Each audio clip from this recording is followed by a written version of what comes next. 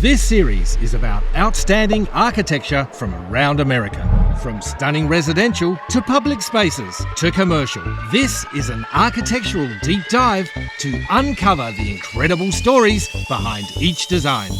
Welcome to America by Design.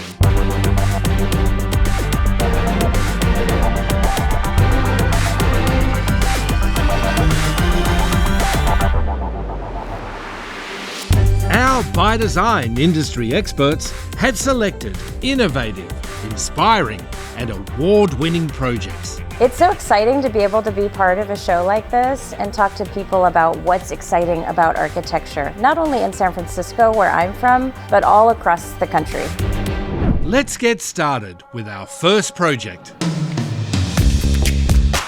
Boulder, Colorado is a place known for its thriving creativity and its stunning views. And today's project fits right in with all of that. We're going to see what happens when an architect and a client truly come together to form one team with a singular vision to create something remarkable.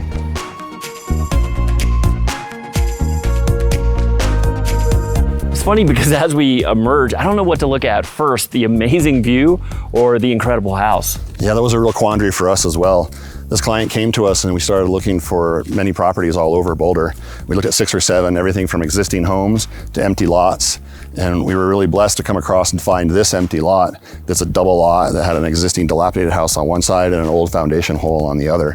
One of the great things about having the old structure is we were able to then climb up on the roof and really see what the view was going to be like from the upper floors of the house once we built it. The house is genuinely unfolding before us. It's interesting here, but amazing the closer you get to it. It's interesting that you say unfolding. One of the things as architects we like to do is work with concepts, and we looked at geology for this one, and the idea of vergence, which is where you have magma comes up through it, and it creates a folded surface as it comes out of the ground. So we took that as a cue to how we were going to fold and create texture on this house. One of the things that was really amazing too, after doing architecture for 25 years, is this client came to us and said that this project was as much ours as theirs, and we could do what we wanted to do with it architecturally.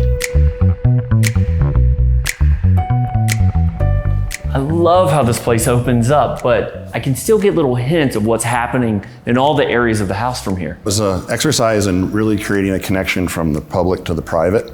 And as you come into the house, you go to the office in the front living room, which is very private for business purposes. And then if you wanted to come into the semi-public, you come through this threshold into this really wonderful living kitchen and dining space. Despite all that, I mean, you still manage to maintain this really critical view. Yeah, for all of our projects here in Boulder with the Flatirons, views are really important.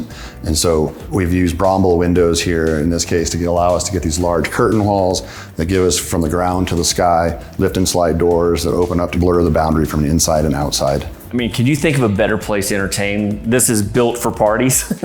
Yes, very much so. We really worked hard to have the kitchen be the hub, and then spinning off around that are all these wonderful outdoor spaces with the fire pit, the outdoor dining area, and when you're entertaining here, everyone's all still together by it being a cohesive whole. Yeah, I mean, you even managed to get a jungle gym here. I love the juxtaposition between the energy of kids with the sophistication of the rest of the house. And by the way, I've seen a lot of kitchens in my day, but where on earth are all the appliances? Well, that's true. This kitchen is the heart. All the accoutrements that are here for 3 meals a day, they're all stored away inside of behind these glass and wood cabinets. All of the refrigeration storage, it's all here.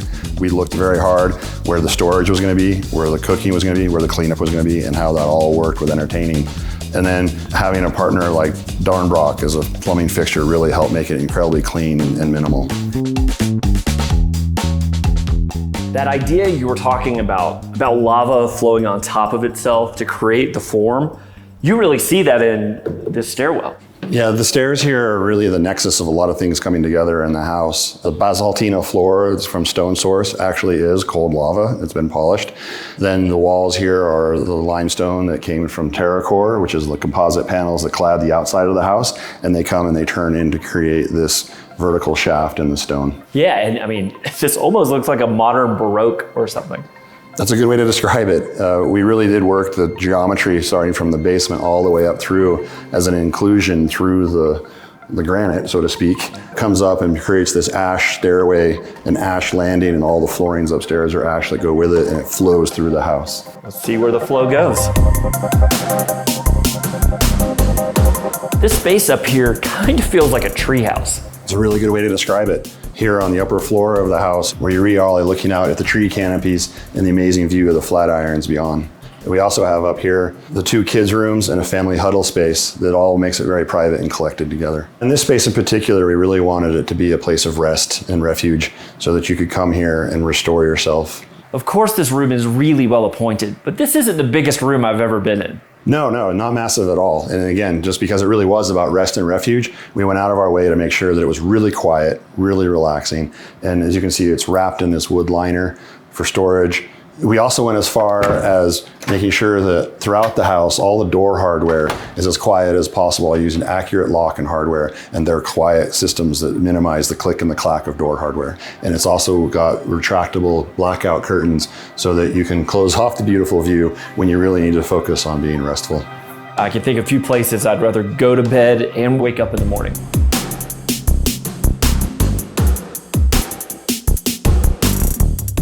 As I enter the crow's nest on top of the property, I'm reminded that the word perfection is usually reserved for awe-inspiring things, you know, like the mountains behind me. Yet this property comes shockingly close.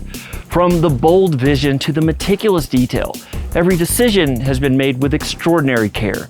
The closer you look, the better it gets. A place perfectly designed to call home.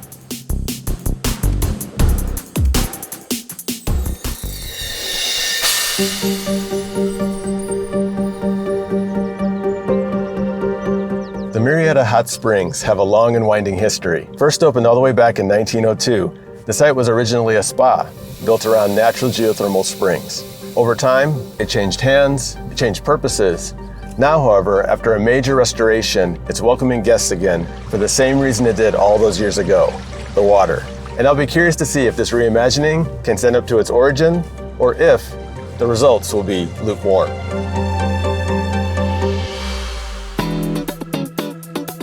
So Morgan, this is quite a large campus. Yeah, it's actually 46 acres, and we worked on 24 buildings across the whole campus. Wait a minute, 24 buildings? It's like you're designing an entire neighborhood.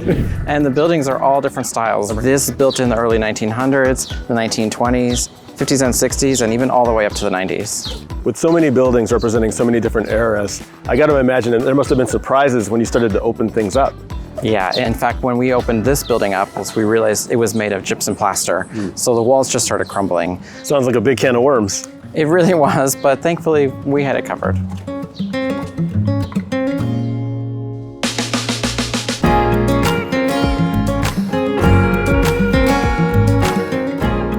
I'm really excited to walk into a space like this and instantly feel its history. Well, there is a lot of history. Founded as a hot springs resort over 100 years ago, and even at one point it was a private Bible college. Wait, Bible college? That's right. In the mid-1990s, it was acquired by a local church and converted into a university and a retreat center.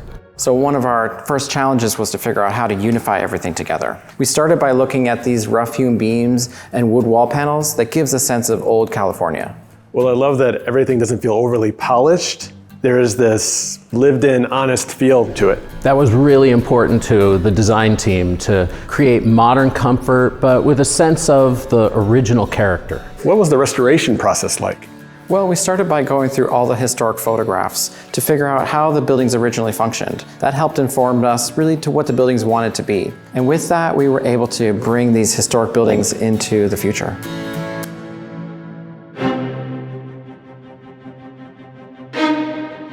Oh, this bar has a totally different vibe than the lobby. Yeah, we were trying to create a more intimate and moody experience in here. When the building was built originally in the 60s, there was a bar in that location. So it was one of our first decisions to put the bar back in its original spot. Also, I'm noticing the stunning tile that you selected. Yeah, it's a Saltillo tile by Arto Brick, and we used it in all the buildings across the campus in order to tie everything together. With so many different mediums, I feel like the room is still pulled together. Yeah, we took inspiration from this amazing stone fireplace to really set the tone inside the room. From all the different furniture selections, even down to the leathered finish on the marble countertop at the bar from Tri-Stone and Tile. It really helps to create a cozy feeling in this room to make it ready to be enjoyed with a cocktail.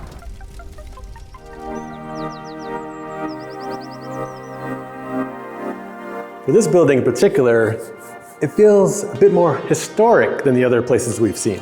It is more historic. It was built in 1926. It was originally called the Hotel Annex. It definitely led to some design decisions being made to put the 1 and 2 bedroom suites and our larger format rooms in this building. It provides a more elevated, private experience for the guests.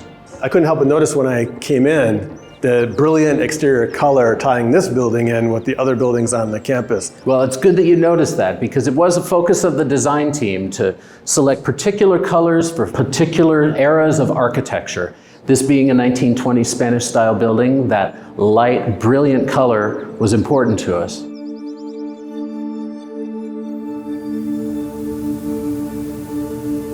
So we're now entering one of my favorite parts of the property, the historic bath hall. I can see why. It feels totally zen in here. The space that we're standing in was originally built in the early 1920s, and so a huge part of our revitalization of this property was to return it to its original use. How important was it to maintain that authentic, natural vibe? It was essential, and essential not just in the bath hall, but throughout the property. We did that working with a number of key vendors, including Saatchi Art, which prepared all the art that you'll see throughout the property, and also with Bridgeport Trading, who built our guest room furniture. From the moment a guest leaves the pool until they lay their head down in their beds at night, they're experiencing a restful and rejuvenating experience. Now, every one of these spaces that we've covered tells a story. What's the story here? So these bungalows were built by the Gunther family in the late 60s. Later on, they became dormitories for the Bible College, and now today they are deluxe suites. So the colors here reflect the colors around us in the natural landscape, the leaves on the trees and the shrubs on the hillsides. So the buildings blend really well with the site. It's really, really important to the whole design team to tie the guest experience to the waters. It's the core of the resort. But in addition to that, it gives the guest an opportunity to discover something new every time they visit. We're very proud of what we've done here, preserving a historical legacy, but also reinvigorating it and welcoming the public. More than 100 years since the first guests came here to soak in these waters, Murrieta Hot Springs is once again doing all that it was meant to do in helping people slow down, breathe, and just be. Speaking of, I think that tub over there has my name on it.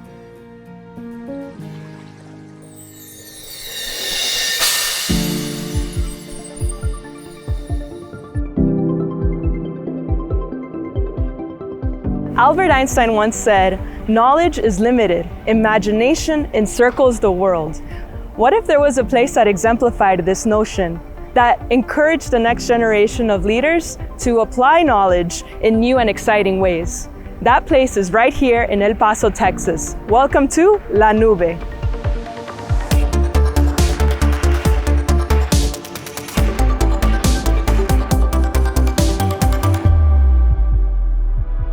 So tell me about this mist, because I almost feel like I'm coming out of a cloud here. That's because we are.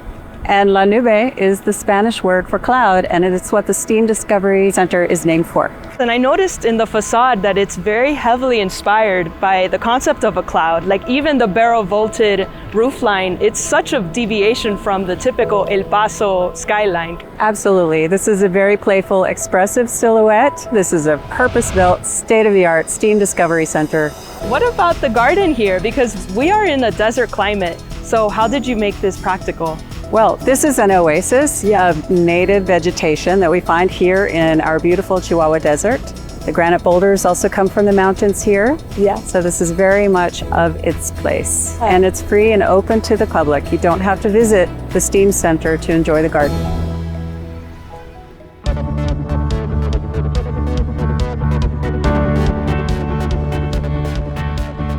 There is such a wonderful sense of openness in here. Well, Jordan Foster, the contractors, and Arup, the engineers, worked very hard to give us these tall ceilings and long spans so that we could have these grand vistas across the Discovery Center. And what about this big screen where the kids are playing?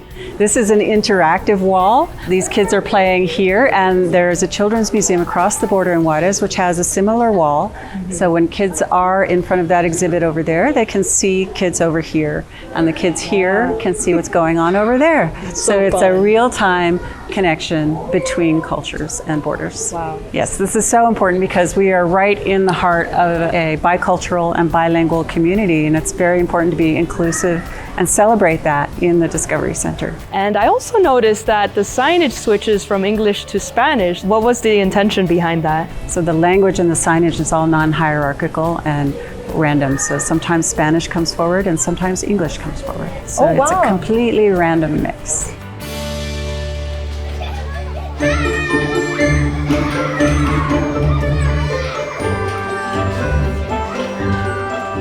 Paulina, so right now we're standing in the 50-foot climber room, also known as the Anything Possible Climber. Who was the design team behind the structure? So Gyroscope Inc. designed this exhibit specifically to help children of all ages and abilities develop their gross motor skills. And how did Gyroscope balance the thrill of climbing the structure and safety? Within the climber itself, there is a stair called the Parallel Universe Staircase that allows an adult to follow their child through the climbing structure with glass guardrails provided by Livers Bronze for safety and also for visibility of their child.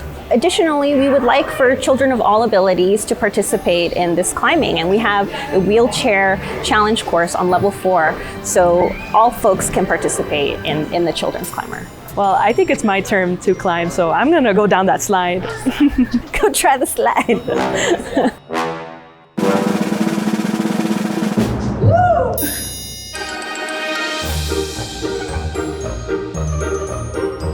Gina, so right now we're in the Desert Blooms area. How is this space designed with the youngest at mind? Yeah, we really thought of them throughout every single design element, from the fabrics to the craftsmanship to the art. In this section, we really lean into the A in STEAM, because what STEAM stands for is science, technology, engineering, art, and math. And so you'll see art all around you. If you look over here, it is an incredible mural that is done by a local artist, Christina Podaca, and really an ode to our Chihuahuan desert. So you can see the cacti, the colors, the animals. And how did you incorporate language learning in this space? So we have this lingual that is really a tribute to that. And so what it does is it teaches kids the 6 sounds while they are acquiring language, and really helps them connect to their community while they're learning communication. That's great. It's the best of both worlds. Absolutely.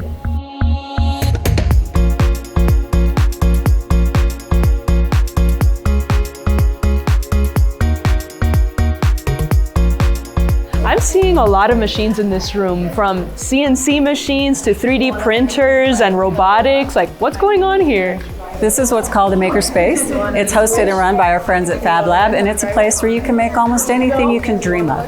So you can have an idea, you can make a drawing, you can make a digital model, and then it can be printed and fabricated. If you're interested in medicine or art or aerospace, any kind of engineering, there's an application for these tools here and the skills that you learn in this lab, and I think it instills a love of learning. Absolutely. Hey, what's that space that's over there?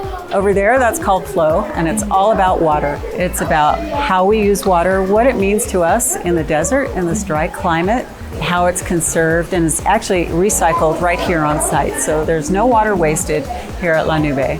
It's really important to show how important water is in just our daily lives, whether it's a washing machine or seeing how a toilet flushes, all of that water, how it's consumed, wasted, and recycled. So kids can learn all about that at the same time, just, escaping the heat a little bit, and getting wet and playing in the water and having fun. That's such a great way to teach kids on an otherwise boring subject. It's kind of sneaky, isn't it? Yeah, it's so cool. Much like a cloud, La Nube shapes young minds into curious explorers and drifts into a boundless landscape of imagination. It is a place where learning, fun, and discovery have no borders. Now I'm gonna sit back, relax, and see where my imagination takes me. It's been fascinating to watch the transformation of the Fulton Market District, and this project provides a really Class A level office building with beautiful views of the city, as well as a private terrace on each level.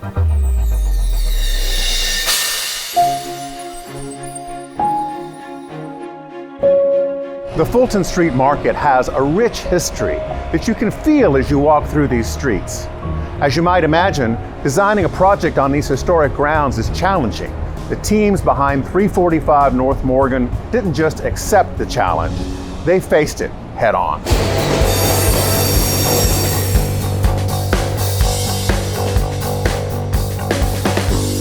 In the 1850s, Fulton Market was the cold storage and meatpacking district for Chicago and really a lot of the United States because of the railroad system.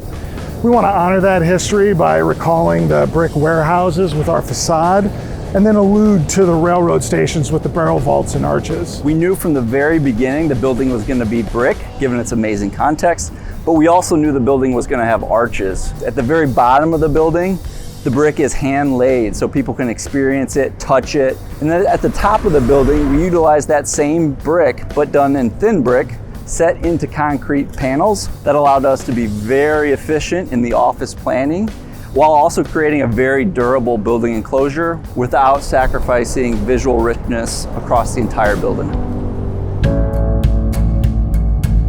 The minute you walk into this lobby, it's magnificent, yet you've allowed it to be inviting. I think that balance happens with our material choices and with us being able to play with the volume of the space. Right at the entry, at the main vestibule, we have our beautiful vaulted ceiling. And then of course that vaulted ceiling is where we're able to showcase our custom pendants made from A-emotional lighting. Then the volume compresses and you turn into this more intimate lobby setting. And the lobby really starts to showcase our initial concept, which was looking back to historic passenger train stations. You can especially see some of those details in the steelwork that's framing around us, this ornate architecture and details that you would really see in iron trusses and iron canopies from old train depots. My favorite detail is right at the entry here and placing the address numbers into the mosaic floor. Really focusing on the character in this lobby was important to us, and it's something that you'll see throughout the space as we keep going. Well, speaking of character, what is up with this concrete wall?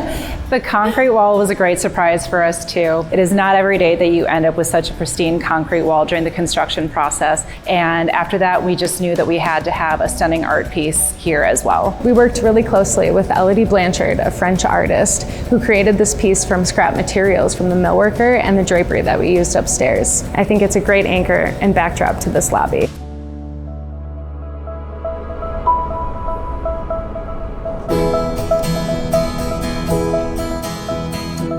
I wasn't expecting this. Yeah, it's an unexpected oasis. It's a place for the tenants to get a little bit of serenity, a little separation from the energy of Fulton Market at street level, and you get to have this view.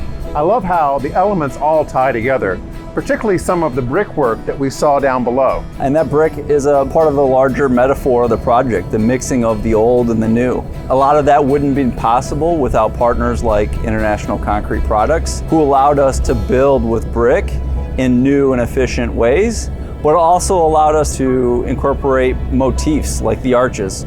I can see what you mean about that, but tell me about this fireplace. It's stunning. It really is fantastic, and our tenants love it. It extends the time that we can spend on this roof terrace. It does get quite cold in Chicago in the winter, and this allows us to occupy the roof terrace on the shoulder seasons.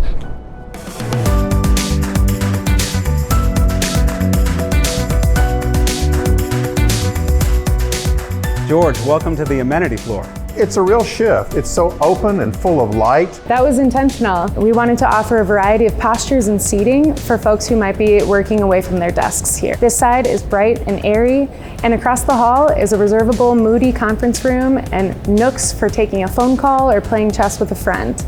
Peppered throughout the space are a series of custom rugs from Shaw Contract, which were really important in helping anchoring seating elements and adding acoustic value to the space as well. We definitely didn't want our amenity floor to feel overly formal. We wanted the space to feel welcoming and warm, but of course we needed a wow factor up here, and that's really what you see. The vaulted glassy ceiling still ties into our original concept. We also really wanted to inject a lot of this interior landscaping. In the summers, the amenity floor begins to feel a little bit like a greenhouse, but in those cold wintry days in Chicago, the amenity floor shifts into a snow globe. And I can't believe There's another fireplace. Yeah, that's correct. We tried to replicate the experience outside on the rooftop with an interior fireplace with the same look and feel. The quality of that fireplace embodies the spirit of the entire project.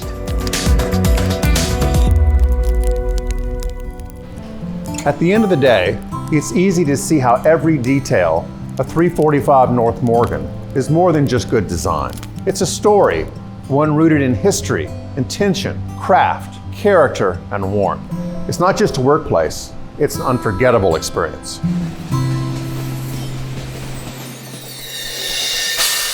I love this because restoration does not get enough attention as a part of architecture. What they were able to do is make the stockyards perfect for what it needs to be today without diminishing the value of these century-old buildings that really stand the test of time.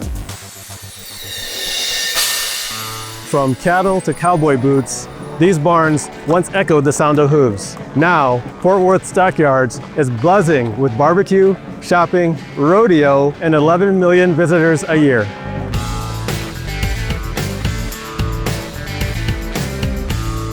There's a lot of history here, Kevin. These barns were rebuilt after the former Horse and Mule Barns burned in the early 1900s. These were rebuilt to be fireproof. All the horses that the U.S. used for World War I and part of World War II were sold from these barns. And so what you had then were barns that had sat here mostly vacant and had lots of issues. And so we really came in and looked at what do we need to do to adaptively reuse these as retail and restaurants. And one of the big pieces was being able to make openings in this facade along Exchange. We were really lucky in that we had the original drawings for these, but we were also fortunate that one of the flagpoles still existed. So we were able to replicate the exact details, and really hats off to our client, the Stockyards Heritage Development, for really putting forth the capital to let us do some of those really authentic restoration details. The barns are very unique in their style. The arch top to all of the main openings that have the barns letters is definitely unique, and it really sets the tone. We came back in and restored much of the original windows, the metal and the wood ones, and then introduced new storefronts as sympathetically as we could with the rhythm of the barns. The area between the two barns originally was just dirt. So what the client did was to bring in reclaimed brick from other parts of the stockyard. So everything that you see has some history to it. Indeed, well, that harmony reads through between old and new. Thank you. Yeah, it was very much a passion project for me to restore these old buildings and give them new life and see people really enjoying them again.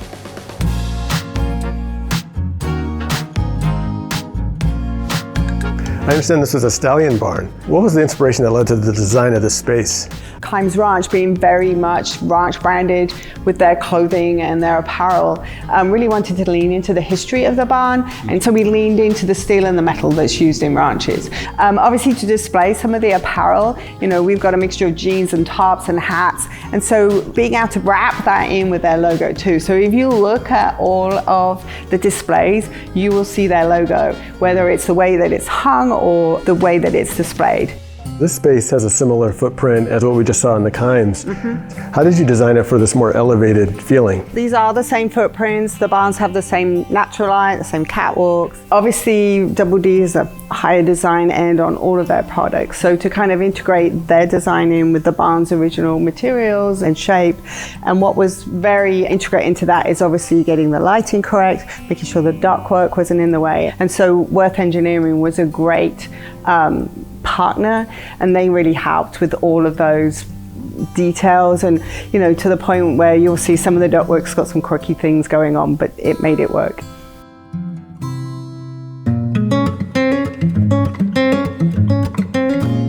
This creekside barn was at the risk of collapse. How did you balance the structural rescue while maintaining the historic character of the place? Unfortunately, the barn was still heading for the creek when we started the project, and there was a big crack that was separating. So part of securing the brickwork and also following our client's brief of adding some windows in here, we used the opportunity to come in with the steel frame that we've done for all the new openings to identify them, attach them to each other to brace this wall, and then do some additional bracing inside.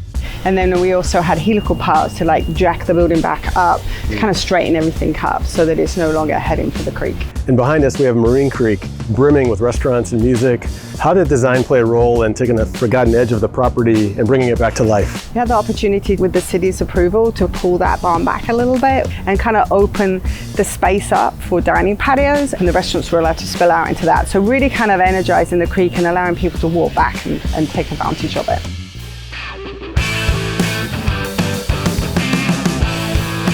The barns at Fort Worth Stockyards prove that saving history isn't about freezing it in time, it's about giving it a new rhythm ready for the next century.